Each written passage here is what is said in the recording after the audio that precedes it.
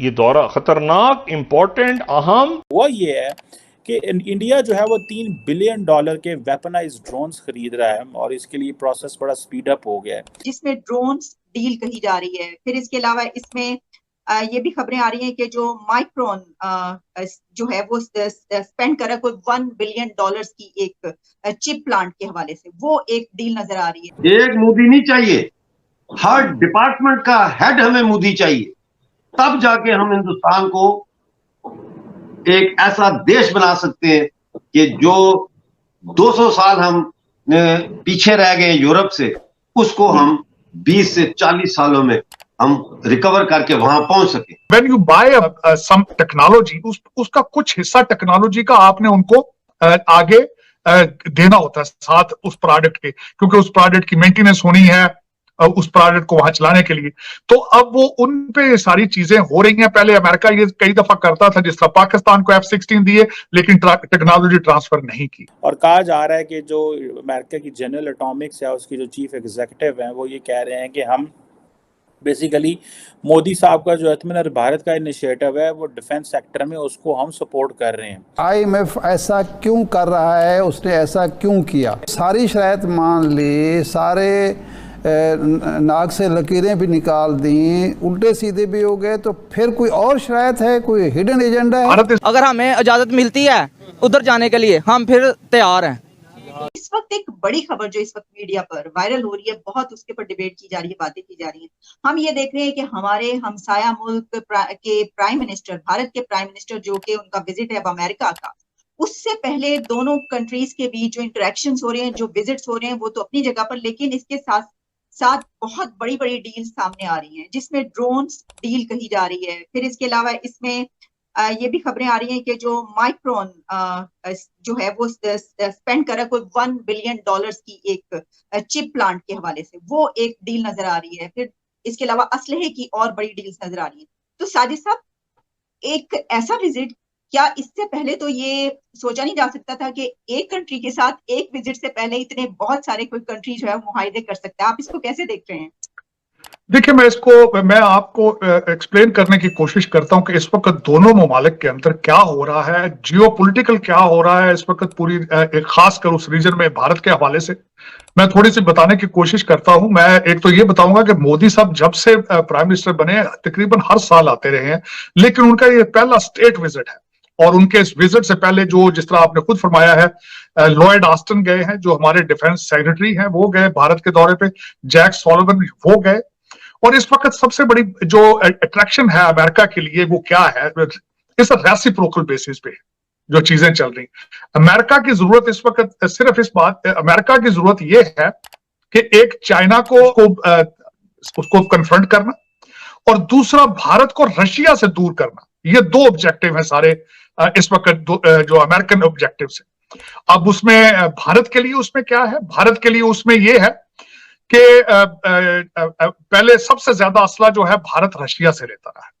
अब वो quality of Russian जो आर्मामेंट्स है वो अमेरिकन टक्कर की नहीं है। उनका गेन उसमें ये है कि एक वो अमेरिकन असला इनसे खरीद लेंगे और दूसरा उस असले के साथ यहां पे मैं बताना चाहूंगा कि इंटरनेशनल जब ये ट्रेड्स होते हैं आपस में, ये खासकर लार्जर स्केल पर, तो उसका कंडीशन ये होता है इंटरनेशनल कॉन्ट्रैक्ट्स में, when you buy some technology, उसका कुछ हिस्सा टेक्नोलॉजी का आपने उनको आगे देना होता है साथ उस प्रोडक्ट के, क्योंकि उस प्रोडक्ट की मेंटेनेंस होनी है उस प्रोडक्ट को वहां चलाने के लिए। तो अब वो उन पे सारी चीजें हो रही हैं। पहले अमेरिका ये कई दफा करता था, जिस तरह पाकिस्तान को F-16 दिए लेकिन टेक्नोलॉजी ट्रांसफर नहीं की। ये उस वक्त के क्वेश्चन किए जाते थे डिफेंस मिनिस्टर्स को, लेकिन वो एक्सक्यूज देते थे इधर उधर के। वो ये है कि इंडिया जो है वो $3 बिलियन के वेपनाइज्ड ड्रोन्स खरीद रहा है और इसके लिए प्रोसेस बड़ा स्पीड अप हो गया है। और कहा जा रहा है कि जो अमेरिका की जनरल एटॉमिक्स है उसकी जो चीफ एग्जीक्यूटिव हैं वो ये कह रहे हैं कि हम बेसिकली मोदी साहब का जो आत्मनिर्भर भारत का इनिशिएटिव है वो डिफेंस सेक्टर में उसको हम सपोर्ट कर रहे हैं। और उन्होंने कहा जी कि हम ये 31 मेरा ख्याल है MQ-9B प्रीडेटर ड्रोन्स जो हैं वो खरीदे जा रहे हैं। मोदी साहब की जो सरकार है वो खरीद रही है और ये ड्रोन सारी बात है इसकी स्पेसिफिकेशन के ऊपर भी बात करते हैं, लेकिन ऑब्वियसली ये पाकिस्तान के लिए एक बहुत बड़ा, जिसे आप कह लें कि चैलेंज है। उसकी वजह यह है कि पाकिस्तान, अगर आपको याद हो कि जब वॉर अगेंस्ट टेररिज्म चल रही थी तो अमेरिकन अफ़गानिस्तान में थे, तो मुझे याद है पाकिस्तान में अमेरिकन जो थे वो ड्रोन स्ट्राइक्स करते थे। तो 2 किस्म की ड्रोन स्ट्राइक्स वो करते थे। एक होती थी, उन्हें बोलते थे टारगेटेड स्ट्राइक, और एक होती थी कुछ इस तरह का एक और वर्ड था, मेरे ज़हन से स्किप कर गया वो, और आई थिंक कॉम्प्रिहेंसिव स्ट्राइक या समथिंग इस तरह की। एक में ये होता था कि डायरेक्ट टारगेट पे हिट होता था और एक में कोलैटरल डैमेज होता था। सो ये जो 2 किस्म की स्ट्राइक करते थे, वो कईयों में होता था कि कोई कोलैटरल डैमेज हो गया, फॉर एग्जांपल एक बंदा वहाँ पे है तो जिसको टारगेट करना था, लेकिन उसके साथ साथ बहुत ज़्यादा इंफ्रास्ट्रक्चर और तबाह हो गया। और एक होती थी बस प्रिसीजन टारगेटेड स्ट्राइक होती थी। अब और पाकिस्तान फिर उसके बाद अमेरिका को बड़ा कहता रहा, भाई हमें ये ड्रोन्स दे दें ताकि हम दहशतगर्दों के ख़िलाफ़ करते रहें। फिर अमेरिकन्स हमें जो है वो ड्रोन्स तो उन्होंने ना दिए, लेकिन जो है वो सर्वेलेंस के लिए एंड ऑल दैट, लेकिन उन्होंने ये कहा किया कि जो हमारे दहशतगर्द जो पाकिस्तान पे हमले करते थे, एक तो थे ना वो दहशतगर्द जो अमेरिकन इंटरेस्ट और अफ़गानिस्तान पे हमले कर रहे थे, और कुछ दहशतगर्द थे जो पाकिस्तान के इंटरेस्ट को के ख़िलाफ़ काम करते थे। तो उन्होंने फिर उनको भी टारगेट करना शुरू कर दिया, और इनिशियली तो इस पे फिर वो पाकिस्तान के फ़ॉरेन ऑफिस को बताते थे कि हम किस-किस जगह मारने लगे हमले इनसाइड पाकिस्तान, क्योंकि ये बड़ा सिक्योरिटी और फ़ॉरेन पॉलिसी इशू बन गया था। एंड देन फिर उसके बाद फिर उन्होंने बताना छोड़ दिया, क्योंकि एक दफ़ा अमेरिका ने पाकिस्तान के कुछ फ़ौजी जो हैं वो शहीद कर दिए थे।